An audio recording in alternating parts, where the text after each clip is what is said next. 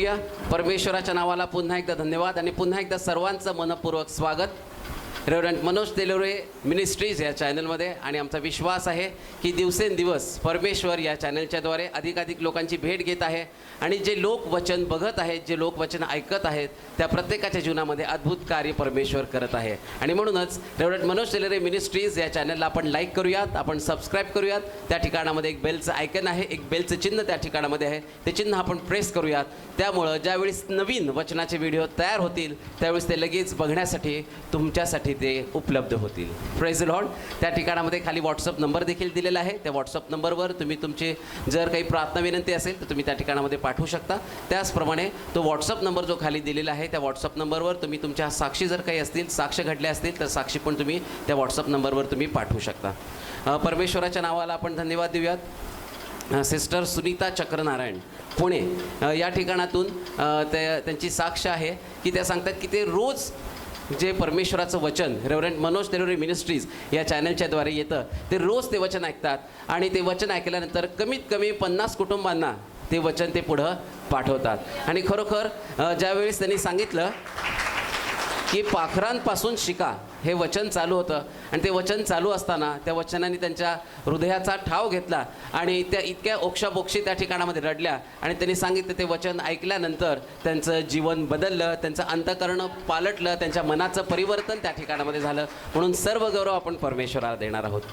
एका बहिणीने पास्टरांना फोन केला होता. ती बहीण स्कूटीवरून पडली होती. त्या बहिणीचा ॲक्सिडेंट झाला होता आणि त्या बहिणीला चालता देखील येत नव्हतं.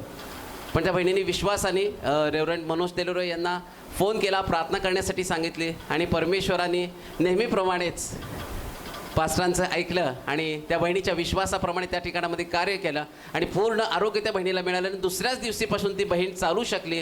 म्हणून सर्व गौरव आपण परमेश्वराला देणार आहोत. Praise the Lord. यावेळेस आपले पास्टर वचन घेऊन येत असताना आपण टाळ्या वाजून त्यांचं स्वागत करणार आहोत. बरेच लोक आनंद मिळवण्यासाठी वेगवेगळ्या ठिकाणी भटकंती करतात, नाही का?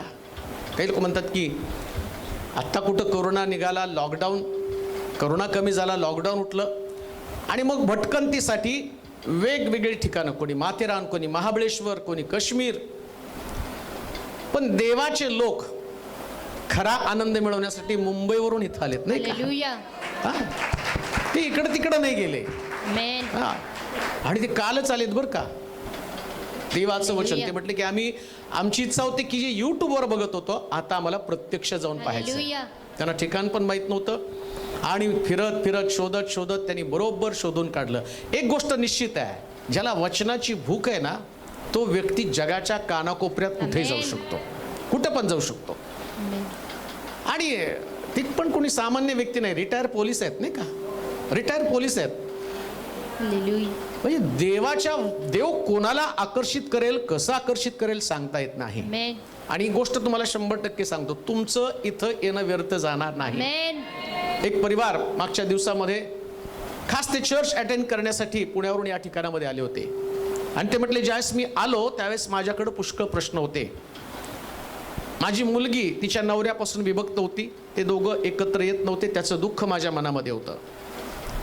आणि मग मी ठरवलं की जाऊन चर्चची भेट घेणार, त्या चर्चमध्ये जाणार.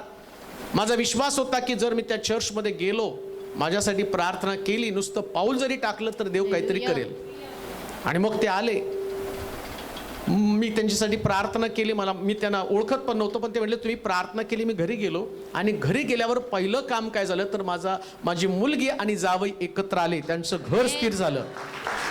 आणि माझ्या कुटुंबामधले जेवढे पण प्रश्न, त्यांनी 4-5 साक्षी झाल्या, माझ्या डोक्यात राहिल्या पण नाही त्या. कारण मी लोक म्हणून त्यासाठी लोकांना म्हणत असतो तुम्ही मला व्हॉट्सअप करा का, तर रोज शेकडो साक्षी मी ऐकत असतो आणि त्या ऐकत असताना मला एकच कळतं की देव काम करत आहे, देव काम करत आहे. त्याचं काम थांबलेलं नाही. आम्ही थांबू, देव नाही थांबणार. आणि देवाचा स्वभाव, त्याचं दातृत्व, देव देणारा देव आहे आणि त्याला त्याच्या लोकांना द्यायला आवडतं. म्हणून प्रभू मधले तुमचे श्रम व्यर्थ नाही. कोणी देवाच्या घरामध्ये आल्यावर त्याला नाही असं वाटलं पाहिजे की माझा वेळ वाया गेला. आणि जर वेळ वाया गेला असता तर माझी 25 वर्ष वाया गेली असती. परंतु मला तुम्हाला सांगू द्या, जेवढं मी घालवलं त्याच्यापेक्षा अधिक देवानं मला दिलेलं आहे. हा देव देणारा देव आहे. आमेन. उत्तम देव आहे. आमेन. त्याच्या सानिध्यातला जो आनंद आहे तो जगातल्या वस्तूपेक्षा श्रेष्ठ आहे. हालेलुया. म्हणून दावीद म्हणतो ते मला म्हणाले मंदिराला जाऊ त्यास माझ्या मनाला मोठा आनंद झाला. हा? आनंदाचा पण प्रकार आहे. हालेलुया. सगळ्यात मोठा आनंद जर कोणता असेल तर देवाचं घर. आमेन. म्हणून देवाच्या घराकडे थोडं सुद्धा दुर्लक्ष करू नका. हालेलुया. मी तर एखाद्याच कुटुंबाकडे दुर्लक्ष करा, कारण कुटुंब तुम्हाला कबरेत नेऊन पुरणार आहे नाही का. कुटुंब काय करणार आहे तुम्हाला, मी येले की वाटच बघतायत. कधी प्रॉपर्टी नावावर होते कधी एकदाचे जाते, ते नेऊन तुम्हाला कबरेत पुरणार आहे. पण येशू तुम्हाला स्वर्गात ठेवणार आहे, आमेन. स्वर्गामध्ये ठेवणार आहे. तिथं तुमचं लक्ष असू द्या. म्हणून हालेलुया. पवित्र शास्त्र पण काय सांगतं, जिथं तुमचं धन, तिथं तुमचं मन. तुमचं धन जर घरात असेल तर घरात लक्ष लागेल, पण तुमचं धन जर स्वर्गामध्ये असेल तर तुमचं लक्ष देवाच्या घराकडे लागणार. हालेलुया. आज मी एक गोष्ट तुम्हाला विशेष प्रकारची गोष्ट सांगणार आहे. पुष्कळ उपदेश तुम्ही ऐकले, मी पण पुष्कळ उपदेश तुम्हाला सांगितले, परंतु आज जो उपदेश किंवा जे शिक्षण किंवा ज्याची या दिवसामध्ये मंडळीतल्या प्रत्येक व्यक्तीला आणि जे विश्वासणारे लोक आहेत अशा सगळ्या विश्वासणाऱ्या लोकांना जर आवश्यक असणारी गोष्ट ती आम्ही जाणून घेणार आहोत. या दिवसामध्ये आम्ही सर्व काही देवाच्या वचनामध्ये टिकून राहत असताना, पुढे जात असताना आमच्या जीवनामध्ये ज्या पद्धतीने आम्ही चालत आहोत आणि देवाच्या वचनावर विश्वास ठेवत आहोत, प्रभूच्या भयामध्ये आम्ही वाढत आहोत. परंतु आज आम्ही पाहणार आहोत विकसित मन. विकसित मन, इंग्लिशमध्ये त्याला असं म्हटलेलं आहे एनलार्ज हार्ट. विकसित मनासंबंधानं दावीद प्रार्थना करत आहे. मन सगळ्याकडे आहे, पण आत्मिक मनाचा विकास झाल्यावर काय होतं ते समजावून घेणं गरजेचं आहे.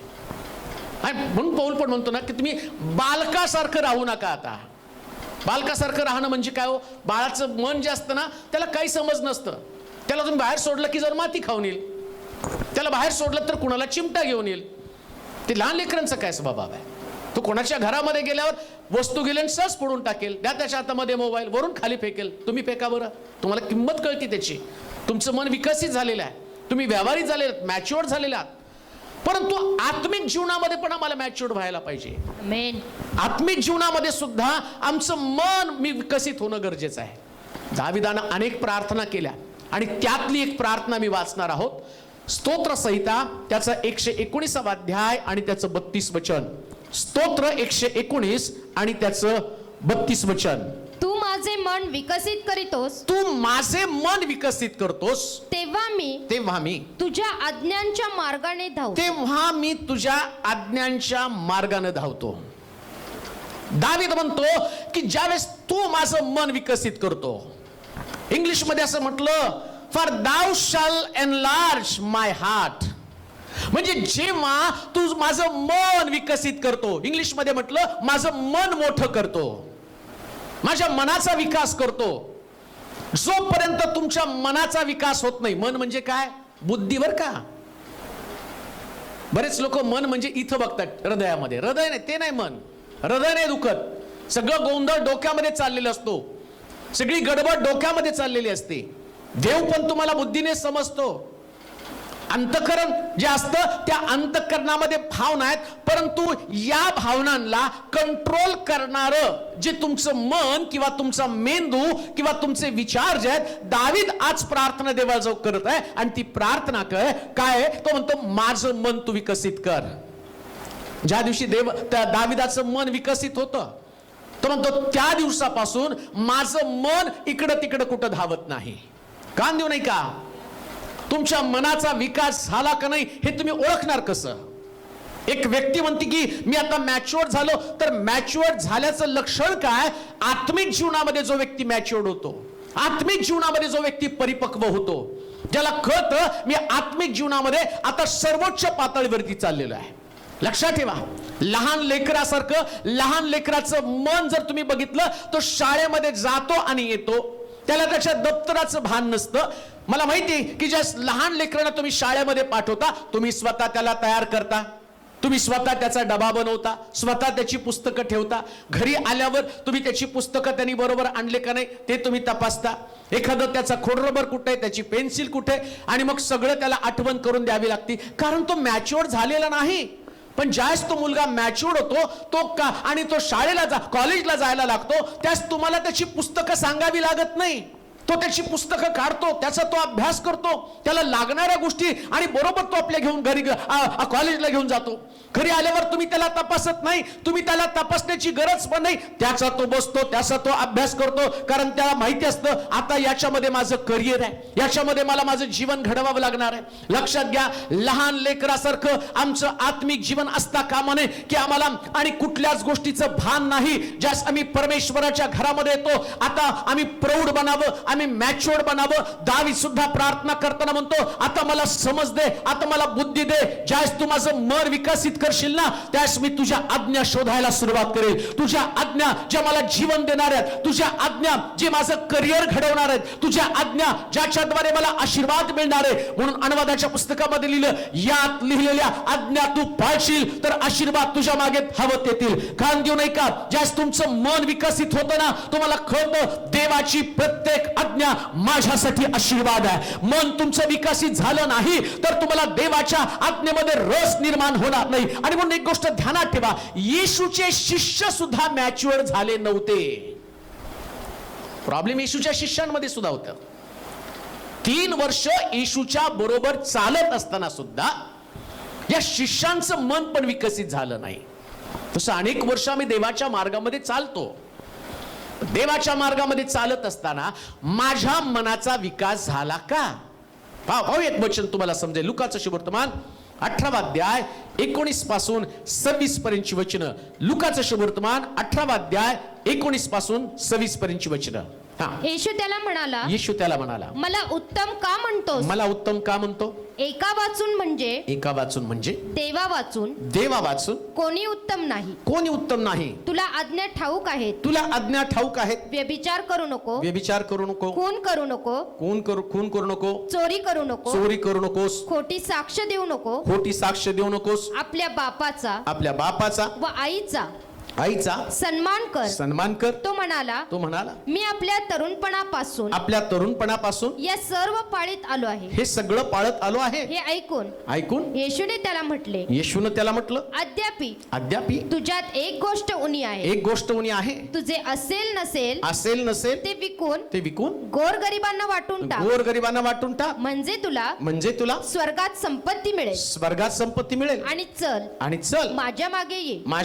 पण हे ऐकून तो अतिशय खिन्न झाला, कारण तो फार श्रीमंत होता. तेव्हा त्याच्याकडे पाहून येशू म्हणाला, ज्यांच्याजवळ धन आहे त्यांचा देवाच्या राज्यात प्रवेश होणं किती कठीण बरे. श्रीमंताने देवाच्या राज्यात प्रवेश करणं यापेक्षा उंटाने सुईच्या नाकातून जाणं सोपे आहे. ज्यांनी हे ऐकलं ते म्हणाले, तर मग कोणाचे तारण होणे शक्य आहे? तो म्हणाला, ज्या गोष्टी माणसांना अशक्य त्या देवाला शक्य आहे. तेव्हा पेत्र म्हणाला, पहा आम्ही आपले घरदार सोडून तुम्हाला अनुसरलो आहोत. त्याने त्याला म्हटले, मी तुम्हास खचित सांगतो, देवाच्या राज्याकरिता ज्यानं आपले घर, बायको, भाऊ, आई बाप किंवा मुले बाळ सोडली आहे, त्याला या काळी पुष्कळ पटीने व येणाऱ्या युगात सार्वकालिक जीवन मिळणार नाही. असा कोणी नाही. त्याच्या मागे चालत असताना एक तरुण आला आणि त्या तरुणाचं वैशिष्ट्य काय? तो श्रीमंत होता. आणि श्रीमंत तरुण लहानपणापासून असणाऱ्या सगळ्या आज्ञा पाळत होता. त्याचं मन मॅच्युअर झालेलं होतं, पण अजून त्याच्या मनाची मॅच्युरिटी होणं गरजेचं होतं. आज्ञा पाळतो. देवाच्या वचनात दावीद म्हणतो, माझं मन विकसित कर, का तर मी तुझ्या आज्ञेच्या मागे धावेल. मग आता हा तरुण पण लहानपणापासून त्या आज्ञा पाळत होता, पण येशूकडे आला आणि त्याला असं वाटलं की मी आता मॅच्युअर झालेलो आहे, मी आता परिपक्व झालेलो आहे. देवाच्या आज्ञा मला लहानपणापासून समजत होत्या. मग येशूला काय प्रश्न केला त्यानं? काय विचारलं त्याने येशूला? येशू त्याला म्हणाला, मला उत्तम का म्हणतोस? मला उत्तम का म्हणतोस? एका वाचून म्हणजे देवा वाचून कोणी उत्तम नाही. तुला आज्ञा ठाऊक आहे. पहा, तो येशूला उत्तम अशा प्रकारची उपमा देत आहे. ज्यांचं मन अजून विकसित झालं नाही ना, ते फक्त प्रभूजी उत्तम गुरुजी याच प्रकारच्या शब्दानं देवाची वाखणणी करण्याचा प्रयत्न करत आहे. त्यास तुमचं मन मॅच्युअर्ड होतं ना, त्यास देवाच्या स्तुतीच्या पलीकडं देवाला पसंत पडणारी गोष्ट कोणती हे तुम्ही समजून घेता. देवाला त्या स्तुती आवडते. तो जसा त्याला म्हणतो उत्तम गुरुजी, त्याची स्तुती करतो, त्याचा धन्यवाद करतो, त्याची आराधना करतो, त्याला गौरव देतो. पण याच्या पलीकडं काहीतरी आहे आणि ते समजून घेणं गरजेचं आहे. त्याच्या पलीकडची गोष्ट कोणती? तो म्हणतो मॅच्युअर्ड मन, एनलार्ज हार्ट किंवा विकसित मनाचं वैशिष्ट्य काय? तो म्हणतो धनापेक्षा देवावरती जास्त प्रेम कर. आणि गोष्ट त्याला कठीण वाटली. आणि ज्यासे त्यांचं संभाषण, त्यांची बोलाचाली, त्यांची एकमेका अशी असणारी त्यांची चर्चा या शिष्यांनी ऐकली. ते म्हटले हे फार कठीण आहे. आता येशू बरोबर 3.5 वर्ष चालणारी येशूचे शिष्य, येशूच्या सहवासामध्ये चालता बोलता उठता बसता घरामध्ये आणि ते राहत होते त्या ठिकाणामध्ये सगळीकडे फक्त येशू वचनच बोलत होता. पण वचन बोलत असताना वचन ऐकून सुद्धा त्यांच्या अंतःकरणामध्ये पालन करण्याची वृत्ती नव्हती. त्यांच्या आज्ञा पालन करणारं अंतःकरण त्यांच्याकडे नव्हतं. वचन ऐकणारे असू नका, तर वचनाप्रमाणे आचरण करणारे असा. मॅच्युअर्ड एंड लार्ज हार्ट, विकसित मनाचं वैशिष्ट्य काय? ते शास्त्र वाचणारे लोक नसतात प्रियांनो. शास्त्र वाचल्यानं तुमचा काही फायदा जास्त होणार नाही, फक्त ज्ञान तुम्हाला प्राप्त होईल. पण देवाचं वचन जर तुम्ही पाळलं तर त्याच्यामुळे स्वर्ग राज्य तुम्हाला प्राप्त होणार. हे विकसित मन आहे. मला कळतं शास्त्र देवानं जे मला दिलंय ना, ते पालन करण्यासाठी दिलेलं आहे, ते उपदेश करण्यासाठी पण नाही. ठीक आहे, माझा उपदेश तुम्हाला खूप आवडतो. मी त्या ठिकाणामध्ये सुंदर सुंदर वचनं, जी देवाची वचनं आहेत, त्यातनं काढून तुम्हाला समजावून सांगतो. माझं स्वतःचं काय त्याच्यामध्ये? हे सगळं देवाचं आहे. माझं फक्त तोंड आहे. ज्ञान देवाचं आहे. पवित्र आत्मा मला चालवतो, नियंत्रण तो करतो. आणि पवित्र आत्मा लोकांच्या हृदयाचं तारण करतो. मग जगामध्ये एवढं वक्तृत्व असणारे लोक, एवढे ज्ञानी विचारवंत लोक आहे, यांच्याने कुणाचं परिवर्तन होत नाही. मग मी बोलल्यावर लोकांचं परिवर्तन होतं. मग काय ते माझं गौरव आहे का? गौरव पवित्र आत्म्याचा आहे. पवित्र आत्मा काम करतो. पवित्र आत्मा लोकांच्या हृदयाशी बोलतो. मी फक्त माध्यम आहे. देव माझा वापर करतो. जसं तो मोबाईल आहे ना, त्या मोबाईलचा वापर होऊन आम्ही एकमेकाशी संपर्क साधतो. पण समजा नुसता मोबाईल आणि बोलणारेच नसले तर उपयोग काय? आणि नुसतं बोलणारी उपलब्ध आहे, मोबाईल नसलं तर त्याचा काय फायदा? तसं मी फक्त मोबाईल आहे, बोलणारा तो आहे प्रिया. ही मॅच्युरिटी आली पाहिजे. हे विकसित मन आहे. हे विकसित मन तुम्हाला काय सांगतं? ऐकायचं नाही, त्याप्रमाणे आचरण करायचं.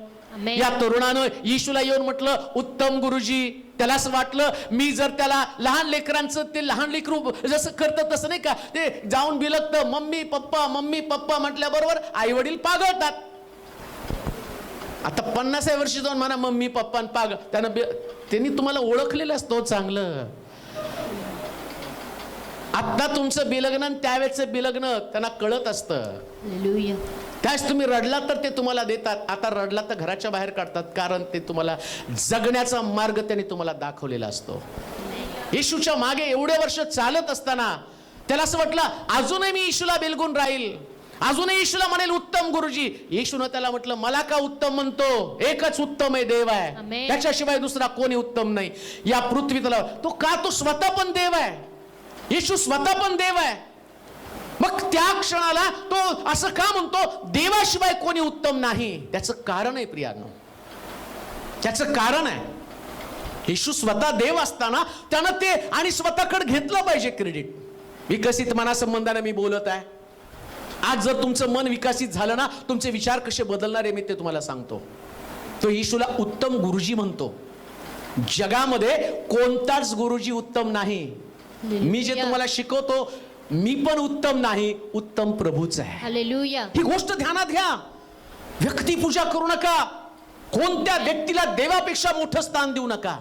ज्या दिवशी तुमच्या मनाचा विकास होतो, तुमचं मन मोठं बनतं, त्यास तुम्ही व्यक्तिपूजेमध्ये अडकत नाही. तुम्हाला ठाऊक आहे जो देव घडवणार आहे, ज्याच्याद्वारे आम्हाला स्वर्ग मिळणार आहे. पुत्रानंच आमच्यासाठी वधस्तंभावर प्राण दिला, पुत्रानंच आमच्यासाठी रक्त सांडलं, पुत्रच आम्हाला उद्धार देणार आहे, पुत्रच आम्हाला सुटका देणार आहे. परवा कोणीतरी मला सांगितलं, अशीच मी एक ठिकाणी चर्चा करत होतो. मग बऱ्याच पाळक लोकांशी बोलता बोलता मग चर्चा निघाल्यावर मी म्हटलं, हा ते पास्टर मी आणि त्यांना चांगलं ओळखतो मी. आता ते कसे आहेत, ते पास्टर आता कसे आहेत? अहो, ते पास्टर आता बॅकस्लाइड झाले.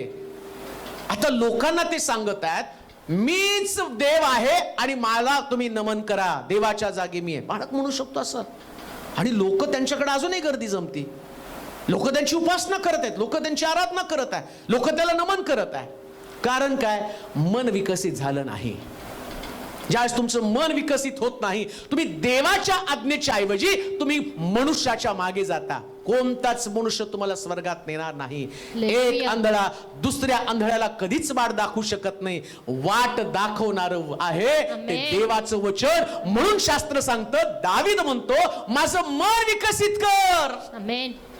माझं मन विकसित झाल्यावर मी तुझ्या वचनाकडे लक्ष लावेल, मी तुझ्या आज्ञेकडे लक्ष लावेल. मी व्यक्तीच्या मागे धावणार नाही, मी कुठल्या असणाऱ्या सेवकाच्या मागे धावणार नाही. मी असं नाही म्हणत तुम्ही कुठल्या सेवकाला विरोध करा, पण सेवकापेक्षा वचनावर जास्त प्रेम करा. हालेलुया. हे जीवन आहे, याच्यामध्ये सुटका आहे, याच्यामध्ये आशीर्वाद आहे. सेवक चुकेल, मार्ग दाखवणारा चुकेल, पण हे 100% प्युअर आहे. आमेन. याच्यातला काना मात्रा सुद्धा बदलणार नाही, काना मात्रा सुद्धा रदबदल होणार नाही. म्हणून लक्षात घ्या, तो काय म्हटला की त्या तरुणा संबंधानं म्हटलं, तो श्रीमंत तरुण होता. त्याच्यामध्ये कमतरता काय होती माहिती का? सगळं त्याच्याकडे होतं, पण ज्यास प्रभू त्याच्याशी बोलला, आपलं ज्या तुझ्याकडे श्रीमंती आहे ते गरीबाला वाटून टाक. मनाचाच विकास झाला नाही हो. नेमका प्रॉब्लेम इथं तोच आहे. लोक आत्मिक खूप आहेत, प्रार्थना खूप करतात, देवाच्या वचनावर पण विश्वास आहे. एक उत्तम उपासक आहे, जसा तो तरुण उत्तम उपासक आहे, लहानपणापासून देवाची आज्ञा पाळतो. मग आता अजून काय कमतरता असली पाहिजे? पण येशू तो येशू आहे, तो म्हणतो मॅच्युअर्ड बनलं पाहिजे. धनापेक्षा, आणि जर तुझं धनावरती जास्त प्रेम असेल तर तू कसं काय स्वर्गामध्ये जाणार आहे? आणि जेवढं धन तुम्ही पृथ्वी तलावर साठवणार आहात, देवाने ती सुविधा दिली असती तर बरं झालं असतं, जाताना बोचकं वर घेऊन जायचं नाही का? पण तिथं ऑलरेडी खूप सोनं आहे, तिथं सगळं भरपूर आहे. मग इथंच तुम्ही बोचकं बांधून ठेवणार कोणाला? ज्याच्या हवाली करणार तो दारू पिऊन उद्ध्वस्त करून टाकणार आहे. मग येशू काय म्हटलं माहिती का? वाटून टाका, वाटून टाका. हालेलुया. एकमेकाला शेअरिंग करा. या जगामध्ये देवानं तुम्हाला जे धन दिलं, देवानं तुम्हाला जे ज्ञान दिलं, देवानं तुम्हाला जी जागा दिली, ती जागा या पृथ्वी तलावर तुम्ही तुमच्या बरोबर, योसेपानं आपल्या भावांना आपल्या बरोबर घेतलं आणि त्यांना त्याच प्रदेशामध्ये सुंदर जागा दिली. हे विकसित मन आहे. तुम्ही असं म्हटलं की मी आता मिस्राचा पंतप्रधान झालो, माझ्या भावांनी आणि माझ्यासमोर दास्यत्व करावं. त्याचे भाऊ त्याला काय म्हणाले? आम्ही तुला आणि विकलं आणि तुझ्या विरुद्ध वागलो, आता आम्ही तुझे दास आहोत. विकसित मन काय म्हणतं माहिती का? वाईट वाटून घेऊ नका, ही प्रभूची योजना होती. त्यांनी आपल्या भावांना ओळख दिली. मनाचा विकास झाल्यावर तुमच्यामध्ये संभ्रम नसतो, तुम्ही सगळ्यांवर सारखं प्रेम करू लागता. धनावरती प्रेम करत नाही. धन तुम्हाला उद्ध्वस्त करून टाकणार आहे, धनामुळे तुमचा घात होणार आहे, धनामुळे तुमच्या अंतःकरणामध्ये एक प्रकारचं लोभ निर्माण होणार आहे. आज जगामध्ये सगळे युद्ध कशासाठी आहेत? जगामध्ये सगळे अशांती कशासाठी? चोर चोरी का करतो? लोक दरोडे का घालत आहेत? एक स्त्री व्यभिचार का करते? एक पुरुष लाच का स्वीकारतो? त्याचं कारणच धन आहे. आणि या धनाला म्हणून येशू म्हटला, मन विकसित होऊ द्या.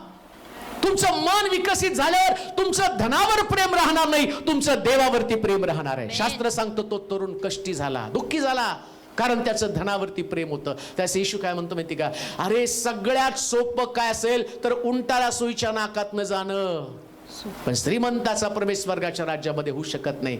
म्हणून आम्ही पाहतो एका ठिकाणात वचनात असलेलं, देवा मला एवढं पण गरीब करू नको की मी भीक मागावी आणि एवढं पण श्रीमंत करू नको की मला माज यावा, नाही का? स्पष्ट लिहिलंय तसं. एवढं नको की माझ्या डोक्यामध्ये पैशाची हवा चढावी, एवढं नको की मी नुसतं उठता बसता. बऱ्याच लोकांना रात्री झोपेत सुद्धा बोट मोजायची सवय आहे, नाही का? ते किती राहिले बँकेत, किती व्याज येणार आहे, आणि तुम्ही बोट मोजत असताना ते म्हणतो आज तुझा आत्मा काढून घेणारे बोट मोजून झालेले आहेत. जगात राहण्याचा विचार करू नका, तुमचं घर स्वर्गीय घर आहे. आमेन. अजून एक गोष्ट मला सांगतो, तो त्याच्या लोकांना जे लागतं ते सगळं पुरवतो. हालेलुया. लॉकडाऊन मध्ये काय कमी खाल्लं का? सगळ्यांची वजन वाढलीत, नाही का? भरपूर खाल्लं, देवाने दिलं तुम्हाला, हालेलुया. देवानं पुरवलं तुम्हाला. आमेन. ज्या देवानं इस्रायल लोकांना रानामध्ये दिलं, आमेन. तो देव अजूनही तुम्हाला देत आहे. आमेन. तिथं मन रमू देऊ नका. हालेलुया. विकसित मन इतकं सुंदर आहे. हा, येशूचे शिष्य ते ऐकत आहे. कोणतं संभाषण तुमचं आहे नाही ते सोडून द्या. 12 शिष्य त्यांच्या डोक्यात आलं, आता कमवलेलं कुणाला द्यायचं? मग हळूच म्हणतात, हे लय कठीण आहे, हे खूप कठीण आहे, कोण जाणार आहे स्वर्गाच्या राज्यामध्ये? जक्कयाने सिद्ध करून दाखवलं. जक्कय त्वरा कर, खाली आहे, आज मला तुझ्या घरी यायचंय. हालेलुया. त्यानं घरी नेलं, त्यानं त्याच्या मनाचा विकास केला. कोणाचं कुभांडानं घेतलं असेल, चौपट परत करतो, अर्धद्रव्य गरिबाला जातो. शिष्य एवढे वर्ष त्याच्या सोबत असून त्यांचं मन विकसित झालं नाही, पण जक्कय एका क्षणामध्ये त्याच्या मनाचा विकास झाला, कारण त्यांनी अनुभवलं हे धन, या धनापेक्षा सगळ्यात भारी धन प्रभू येशू ख्रिस्त आहे. बाकीचं एवढं आणि मी मिळवलं, याच्यानं शांती नाही, याच्यानं आरोग्य नाही, याच्यानं आनंद नाही, पण आज मला येशू भेटला, हा सगळ्यात मोठा आनंद आहे. मन विकसित होऊ द्या. तुमच्या धन नाही याची चिंता करू नका, तुम्ही कर्जबाजारी आहात याची चिंता करू नका, तुमच्याकडे येशू आहे हे तुमचं मन विकसित आहे. तुम्ही कष्टी नाही, तुम्ही दुःखी नाही, कारण तुमच्याकडे येशू आहे. आणि म्हणून जक्कय म्हणतो, मी चौपट परत करतो. येशू त्याला म्हणतो, आज या घराण्याला तारण प्राप्त झालं. लक्षात ठेवा, तुमचं मन विकसित झालं तर तुम्ही दुःखी होत नाही. तुम्ही समजता सगळ्यात महत्वाचं तारण आहे, सगळ्यात महत्वाचं तारण आहे. तारणाशिवाय दुसरं कोणतीच गोष्ट महत्वाची नाही, आणि येशूने ती तुम्हाला फुकट दिलेली आहे. म्हणून तारणाचा विचार करा. आमेन. शिष्य त्याचा विचार करायला, अरे पाळणं किती कठीण आहे. मन विकसित झालं तर सगळ्यात महत्वाची गोष्ट, तुमच्या मनाचा विस्तार झाल्यावर तुम्ही देवाच्या आज्ञेच्या मागे धावता. आमेन. आज्ञा पालन करायला शिका. शब्दाचं पालन करा. येशूने सांगितले, काय काय आज्ञा सांगितल्या बघा पटकन. तुला आज्ञा ठाऊक आहे. आज्ञा ठाऊक आहेत. व्यभिचार करू नको. व्यभिचार करू नकोस. खून करू नको. खून करू नकोस. चोरी करू नको. चोरी करू नकोस. खोटी साक्ष देऊ नको. खोटी साक्ष देऊ नकोस. आपल्या बापाचा बापाचा व आईचा सन्मान कर. आईचा सन्मान कर. तो म्हणाला, हा, जर तुमचं मन विकसित झालं ना, मग तुम्ही, बरेच लोक म्हणतात आता ते जुना करार देवाने संपवला, मग येशूने कशाला आठवण करून दिली? हालेलुया. नियमशास्त्र त्यानं पूर्ण केलंय, मग 10 आज्ञा कशाला आठवण करून दिल्या? मनच विकसित नाही ना. हे संपलं, आम्हाला सगळं संपायच्या मागं असतो. मी संपू द्या एकदाच, सगळं संपलं म्हणजे बरं असतं. देवाच्या वचनामध्ये पुन्हा एकदा आठवण करून दिली, तुम्हाला आज्ञेचं पालन करावंच लागेल. चर्चमध्ये किती मोठं दान तुमचं आहे त्याला किंमत नाही बरं का. तुमच्या आई वडिलांना तुम्ही कसं सांभाळता याला किंमत आहे. हालेलुया. मन विकसित झालेलं आहे. तिथं टाळ्या देतील, वाजवतील लोक तुम्हाला, हा खूप सुंदर दान दिलं, पालक पण खुश होईल, सारखं तुमच्या घरी येईल. का तुम्ही दान देता? मी नाही जात बरं का, मी कुणाकडेच जात नाही. हालेलुया. पुष्कळ लोक सांगतात मला, तुम्ही या आम्ही तुम्हाला देऊ. मला माहिती, मी इकडं पळालो तर मनाचा विकासच दिसणार नाही ना. द्यायचं तुम्हाला बरोबर आणून देतो. आमेन. आणि अजूनपर्यंत त्यानं मला सगळं भारी भारीच आहे हो. हालेलुया. तुम्ही देवानं तुम्हाला प्रेरणा दिली, तुम्ही सगळं मला दिले, मग मी लोकांच्या मागे का धावू? मला माहितीये देवाच्या आज्ञेमध्ये राहणं गरजेचं आहे. हालेलुया. आज्ञा पाळणं गरजेचं आहे. आमेन. येशूने आठवण करून दिली, एक पण आज्ञा तुम्हाला आणि चुकवता येणार नाही. एका आज्ञेपासून तुम्हाला फारकत घेता येणार नाही. मनाचा विकास झालेला आहे. शब्दात दिवस पवित्रपणे पाळलाच पाहिजे. मला काम आहे, माझं अमकं झालं, माझं तमकं झालं, जाऊ द्या खड्ड्यात. तुमच्या मनाचा विकास झाला नाही, अजून लहान लेकरासारखंच आहे. नाही आलो असतो पण हे झालं असतं आणि ते झालं. बरं बरं, नाही लेकरं बसू देत नाहीत, थिएटरमध्ये बसू देतात, चर्चमध्ये नाही बसू देत. लग्नाला गेल्यावर तिथं बसू देतात, चर्चमध्ये नाही बसू देत. अहो तुम्ही अजूनही लहान लेकरासारखं बालिशच आहात, अजूनही तुम्हाला त्याचं महत्व पटलेलं नाही. बरेच लोक कधी चर्च चालू होणार, आता चालू झालं तर घरी झोपलेत. आणि त्या कधी होणार कधी होणार कधी होणार कधी होणार, तुमच्यामुळेच बंद पडलं होते. तुमचा मनाचाच विकास झाला नाही, तुम्हाला देवाच्या घराचं महत्वच राहिलेलं नाहीये.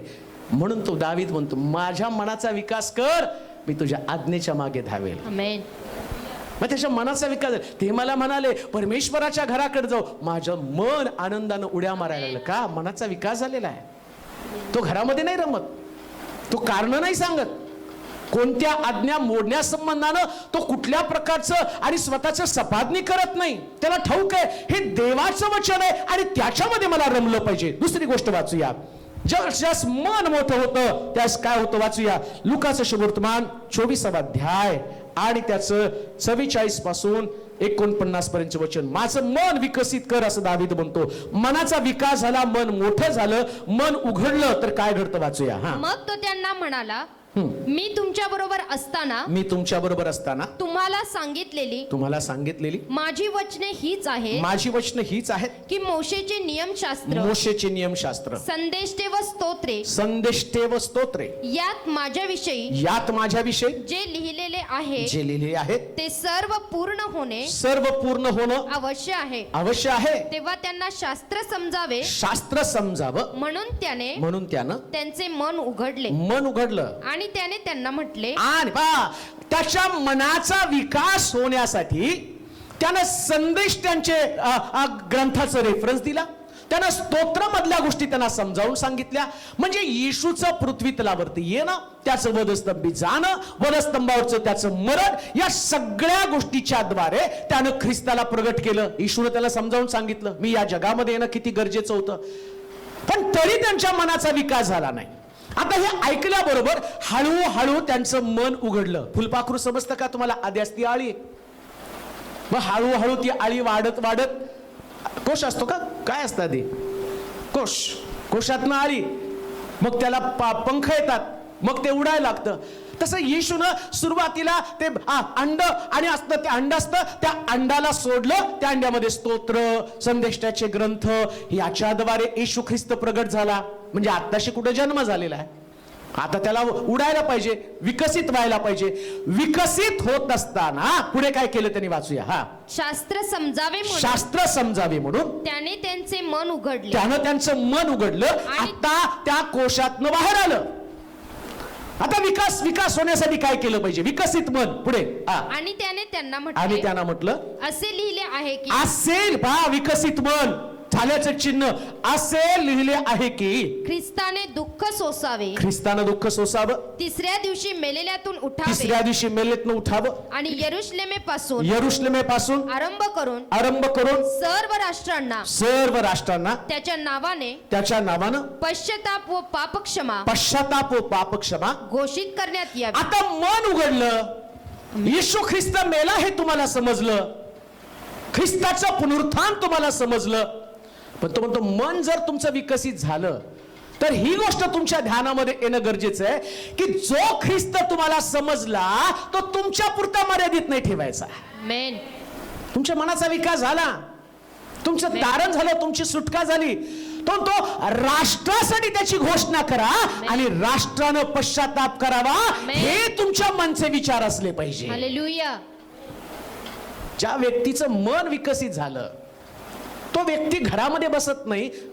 अजून एक गोष्ट मी तुम्हाला सांगतो, चर्च हे येऊन बसण्याचं ठिकाण नाही, तर चर्च मधनं बाहेर पडून ख्रिस्ताची घोषणा करण्यासाठी तुम्हाला चर्च आहे. आमेन. ती घोषणा करण्यासाठी.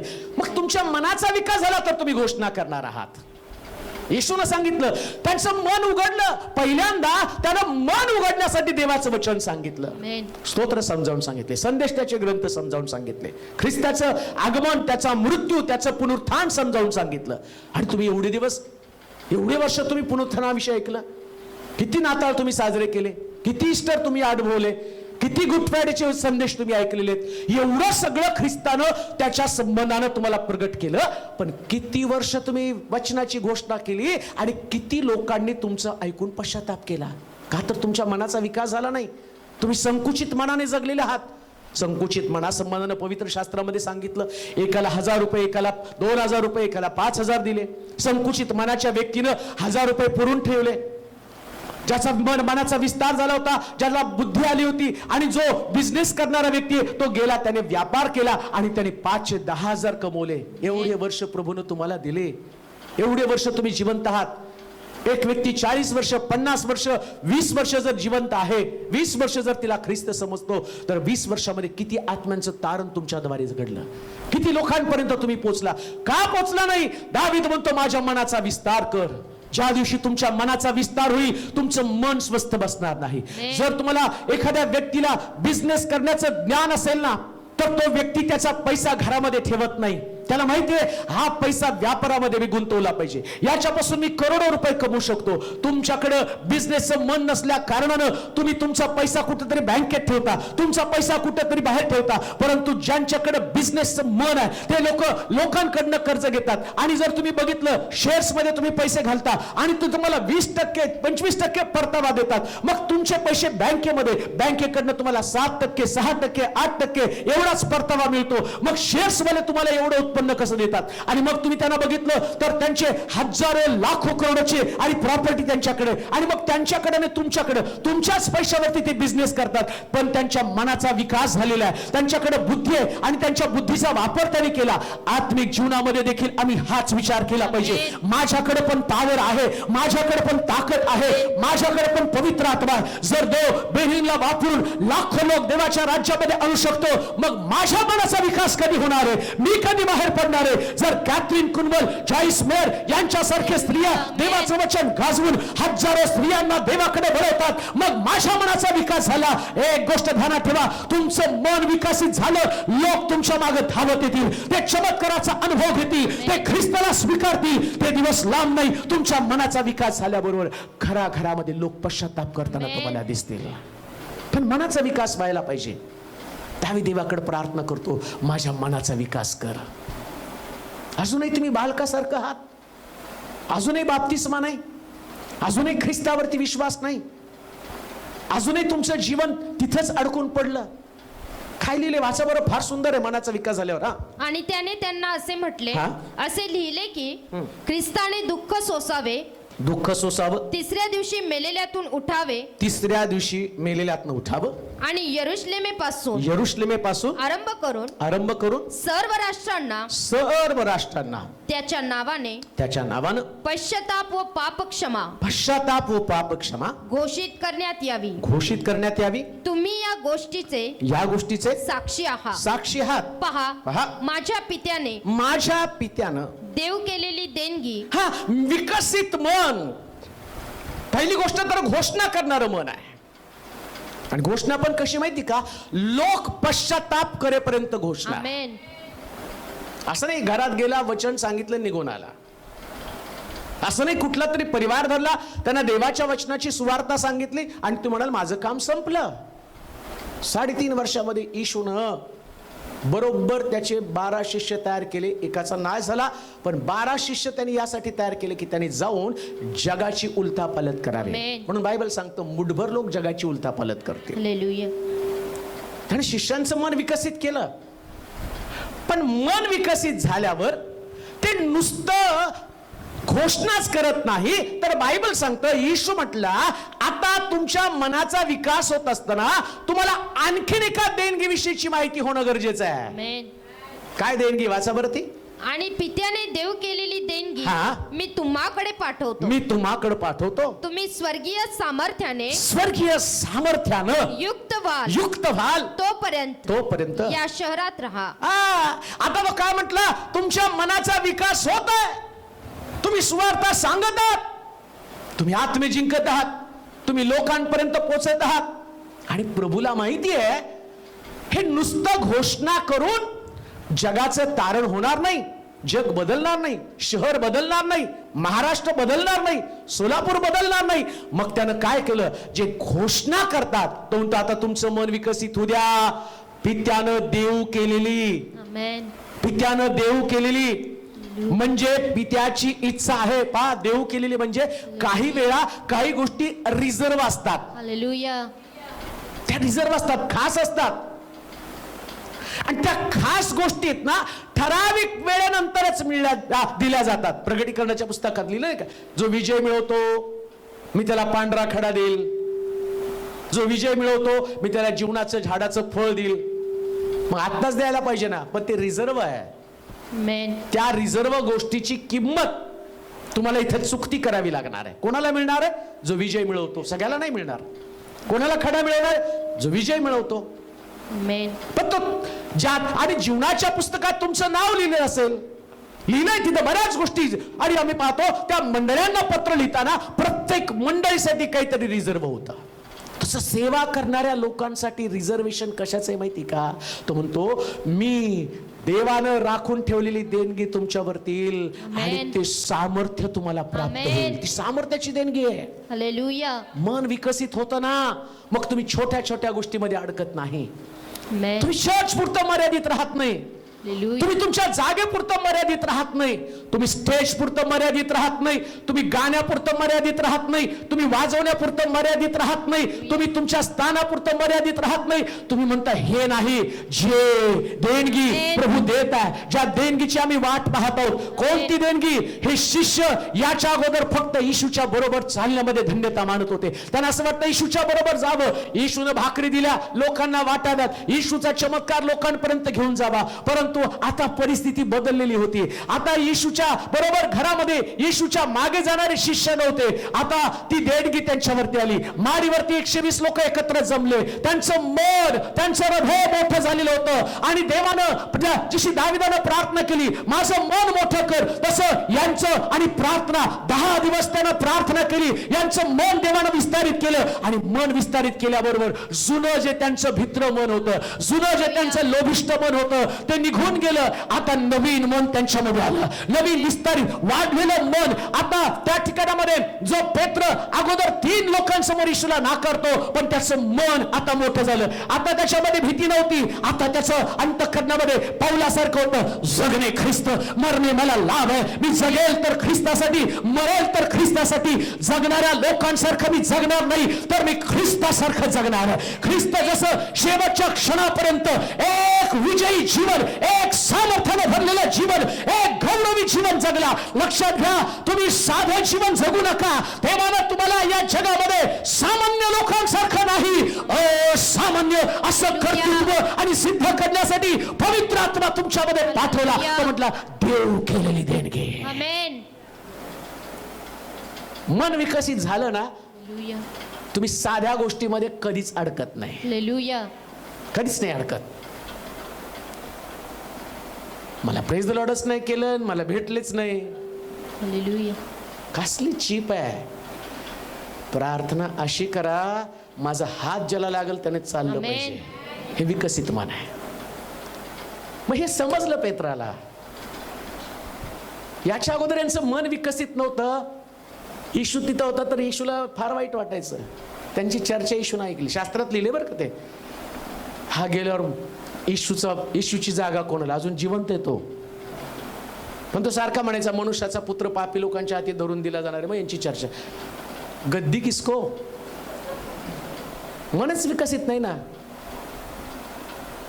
पण त्याच्यानंतर मात्र त्यांचं मन विकसित झाल्यावर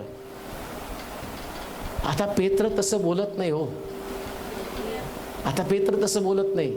आणि मी तुम्हाला सांगितलं नाही का, याच्या अगोदर त्यांच्या चढावड होती, लिहिलंय तिथं स्पर्धा होती.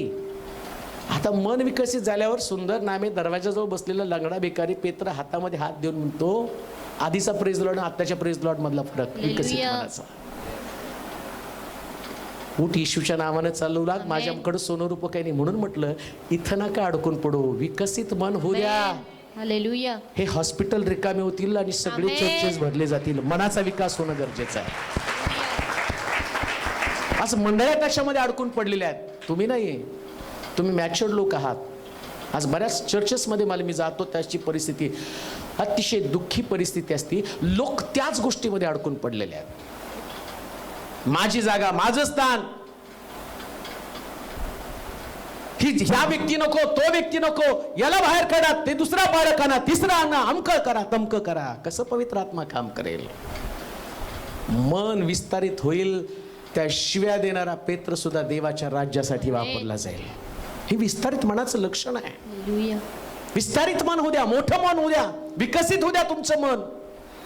मग येशू म्हणतो, आता तुमचं मन उघडलं ना, मग मन उघडून नुसतंच गप्प बसू नका, विस्तार करा. आमेन. आणि विस्तार करत असताना काय, कुठपर्यंत विस्तार करायचं?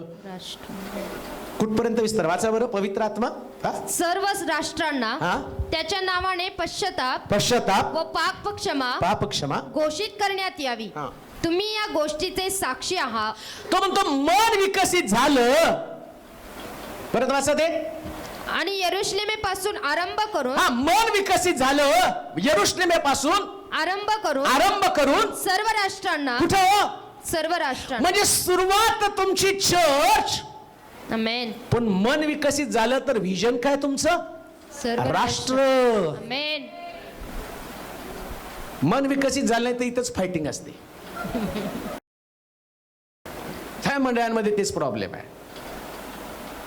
मनाचा विकास नाही ना. बऱ्याच चर्चेस मध्ये काय, आम्हाला तिथं चान्स मिळत नाही. अरे राष्ट्रामध्ये चान्स आहे. आमेन. तुझ्या मनाचा विकास नाही. तू तिथे यरुशलेम. सुरुवात यरुशलेम आहे, सुरुवात चर्च आहे. सुरुवात तुम्हाला एक ठिकाण आहे. तसं मी पण सुरुवात केली, पण आज देव मला सगळीकडे घेऊन जात आहे. आमेन. मग मी काय एवढ्या पुरतं मर्यादित आहे का? मी आलो असतो तर म्हटलं असतं नाही, आईन सोलापूर आपलं बस झालं. बांधलंय चर्च, आता छान मस्त मंडळी आहे, सगळं काही मला भरपूर देते, पण मला त्याच्यात कुठं रमतोय मी? मला माहिती आहे विजन तर खूप मोठं आहे. आमेन. मरण्याच्या अगोदर माझी प्रार्थना रोज देवाकडे असायची, देवा एकही गाव असू दे नको ज्या गावात तुझं वचन पोहोचलेलं नसावं. आणि देवानं ती प्रार्थना ऐकली. आमेन. आज सांगतायत लोक की ज्या ठिकाणामध्ये ते म्हणतात आमच्याकडे चर्च नाही. काही लोक तर आम्हाला सांगतात आमच्याकडे टॉवर नाही, आम्ही डोंगरावरती जाऊन तिथं त्या युट्यूबवर तुमचं वचन ऐकतो आणि संपल्यावरती खाली येतो. हालेलुया. अशाही ठिकाणामध्ये मला ऐकून अंगावरती शहार येतात. आणि ते म्हणतात त्याच्यानं आमचं कुटुंब, आमचा परिवार बदलून गेला, आमच्या जीवनामध्ये मोठं परिवर्तन झालं, आम्हाला येशू समजला, आमचं जीवन समजलं. कुठपर्यंत जगणार आहात?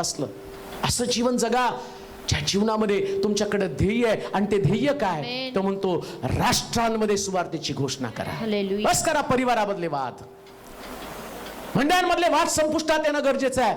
चढाओढ, स्पर्धा, त्याचा अंत होणं गरजेचं आहे. मनाचा विकास झाला तर लोक आपापसात भांडणार नाही. म्हणून तर येशूनं काय केलं माहिती का? 12 शिष्य त्यांना एकमेकापासून फोडलं. दोघांनी जा म्हटला. त्याला माहिती हे सगळे एकत्र बसले ना, हे 12 महिने भांडत बसतील. मग पुन्हा तिकडं आम्ही पाहतो प्रेषितांच्या कृत्यामध्ये तिकडं पौल आणि सिलास, त्याला पण देवाने फोडलं. सिलास एकीकडे, पौल दुसरीकडे. पौल तिमोथी दोघं पण पाठवून दिले, कारण त्याला माहितीये विस्तारलं पाहिजे, स्प्रेड झालं पाहिजे. स्प्रेड व्हा. आमेन. स्प्रेड व्हा. शिलो चर्च स्प्रेड व्हा. हालेलुया. या जिल्ह्यामध्ये एक सुद्धा खेड, एक सुद्धा गाव, एक सुद्धा गल्ली अशी असू देऊ नका जिथं तुम्ही पोहोचलेलं नाही. देवाचं वचन पोहोचणं गरजेचं आहे तुम्हाला. आणि व्हिजन तुम्हाला टार्गेट केलं पाहिजे. या लोकांचं आमच्यावरती अवलंबून आहे, आम्हाला पोहोचायलाच लागणार आहे. जर तो म्हणतो कोण जाईल या लोकांकडे, तो म्हणतो प्रभू मला पाठव, मी तयार आहे. तुमच्या मनाचा विकास झाला तर तुम्ही जाणार आहात लोकांपर्यंत. त्यांच्या तारणासाठी तुम्ही जाणार आहात, त्यांच्या उद्धारासाठी. मी मित्र असं म्हणतो त्यांचा चमत्कार तुमच्यामध्ये लपलेला आहे. त्या चमत्काराला तुम्ही जबाबदार आहात. जर तुम्ही गेला नाही तर तुम्ही आणि त्या व्यक्तीला बंधनामध्ये तुम्ही टाकणार आहात. त्याचं बंधन सोडण्यासाठी तुम्हाला प्रभूने निवडलेलं आहे. मनाचा विकास होऊ द्या, ते तुम्हाला. आणि तुमची जबाबदारी काय? माझी जबाबदारी, माझं मन मोठं झालं, विकसित झालं, आता मला त्याच्यापर्यंत पोहोचायचं आहे, त्या व्यक्तीपर्यंत पोहोचायचं, तिचा उद्धार मला करायचा आहे, तिच्या जीवनासाठी मला प्रार्थना केली पाहिजे. व कोण मदत करणार आहे? तो म्हटला जी देणगी पित्यानं देऊ केली. पवित्र आत्मा कशाला आला तुम्हाला? चर्चमध्ये अन्य भाषा बोलण्यासाठी, घरात अन्य भाषा बोलण्यासाठी नाही हो. ती भाषा तुम्ही बोलता म्हणजे देवाशी बोलता, सामर्थ्याचं आदान प्रदान त्याच्यातनं होतं. भाषा कशासाठी माहिती का? ज्या बॉर्डरवरती आपले सैनिक, पाकिस्तानचे सैनिक, चायनाचे सैनिक सगळेजण त्या ठिकाणामध्ये आहेत आणि त्यांना घातपात आमच्या देशामध्ये करायचा असतो. मग त्यांची कोड लँग्वेज समजायला पाहिजे आणि आम्ही जे काय करतो ते त्यांना कळू दे म्हणून आम्ही पण कोड लँग्वेज मध्ये बोलतो. जसं देव आणि आम्ही देवाला या पृथ्वी तलावर काय करायचं देव कोड लँग्वेज मध्ये आम्हाला सांगतो, कारण आमचा शत्रू सैतान आहे, त्याला कळू नये. म्हणजे ज्यास तुम्ही अन्य भाषामध्ये बोलता त्यास कोड लँग्वेज मध्ये बोलता देवा सांगते. म्हणजे देव तुम्हाला पावर देतो कशासाठी? सैतानाची ठाणी उद्ध्वस्त करण्यासाठी. त्याच्यासाठी पवित्र आत्मा आहे, त्याच्यासाठी अन्य भाषा आहे, पण ते घेऊन तुम्हाला बाहेर पडायचं. म्हणून मारीवरून लोक अन्य भाषा बोलून खाली आले.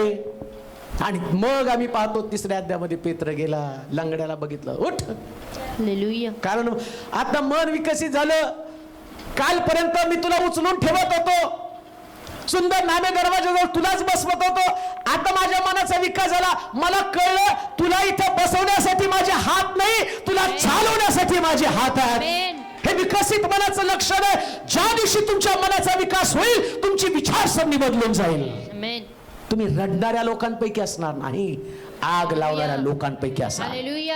येशू म्हणतो मी या पृथ्वी तलावर आग लावण्यासाठी, आग पेटवण्यासाठी आलो. तुम्ही आग पेटवणारे लोक आहात. आग पेटवा, स्वस्त बसू नका. तुम्हाला तारण, त्याला किंमत येशूने चुकवली, तुम्ही नाही किंमत चुकवली, पण आत्म्याचं सामर्थ्य तुम्हाला घेऊन तसंच बसता येणार नाही. तुमच्या मन विकसित झाल्याबरोबर आम्ही पाहतो की त्या ठिकाणामध्ये विकसित मनाचं लक्षण काय, तर बायबल सांगतं त्यांना पवित्र आत्म्याचं सामर्थ्य आणि जाणवतात. त्यानंतर 3री गोष्ट मी वाचूया, प्रेषितांचं कृत्य 17वा अध्याय 10 पासून 12 पर्यंतची वचनं. प्रेषित 17, 10 ते 12 पर्यंतची वचनं. हा. नंतर बंधुजनांनी पौल व सिला यांना लागलेच रातोरात बिरुयास पाठवले. ते तेथे पोहोचल्यावर यहुद्यांच्या सभास्थानात गेले. तेथील लोक थेसलनिकातल्या लोकांपेक्षा मोठ्या मनाचे होते. त्यांनी मोठ्या उत्सुकतेने वचनाचा स्वीकार केला आणि या गोष्टी अशाच आहेत का याविषयी ते शास्त्रात दररोज शोध करीत गेले. आता यांचं मन विकसित झालं. कुठलं? बिरुया या ठिकाणच्या लोकांच्या संबंधानं बोलला. यांचं मन विकसित झालं. ज्याचं मन विकसित होतं ते घरी जाऊन उपदेश ऐकून सोडत नाही. मी तुम्हाला एवढं सांगितलं ना, घरी जाऊन बघायचं, इथं ऐकायचं, बोललेत का बघूया आपण घरी जाऊन. मनाचा विकास झाला तर ना. काही लोक नुसतं ऐकतात आणि म्हणतात हो बरोबर आहे, हा बरोबर आहे बरं का. वाचायचं नाही ना घरी जाऊन. आमच्या मुलांना ना शाळेमध्ये गेल्यावर काय शिकवलं बाबा? नाही छान शिकवलं आज. अरे म्हणून दाखव ना. काय त्याच्या डोक्यात दुसरंच असतं ना. तिथून आल्यावर आईने जेवण काय केलं, मग आज भाकरी बनवली का चपाती बनवली, भाजी कोणती, ते काही शाळेत शिकणार आहे हो. तुमच्या डोक्यात घरात सारखं तेच आहे. नवरा दारू पिऊन आला का, लेकराचं शिक्षणाचं काय, किराणा मालाचं बिल कसं द्यायचं, मग यावेळेस माझं शुगर वाढली तर माझं बीपी वाढलं तर अमकं तमकं, एवढं त्याच्यात असल्यावर कुठं बायबल जाणार आहे तिथं. आणि मग कोण पण येऊन चिम्या सोम्याहून कानात काय सांगितलं, बाप्तिस्मा घेऊन चला, बाथरूम मध्ये ओततो, तुमच्या अंगावर घागर करतो तुमचं बाप, हो चालतं की. येशूचं लग्न झालंय, त्याला बायको आहे, हो आहे आम्हाला वहिनी, ते पण निघालेत. कारण येशू आमचा भाऊ नाही का, आहेत आम्हाला वहिनी, त्याच्यावरही विश्वास. काय सांगल ते, काय म्हटलं की त्याला त्याच्यावर विश्वास.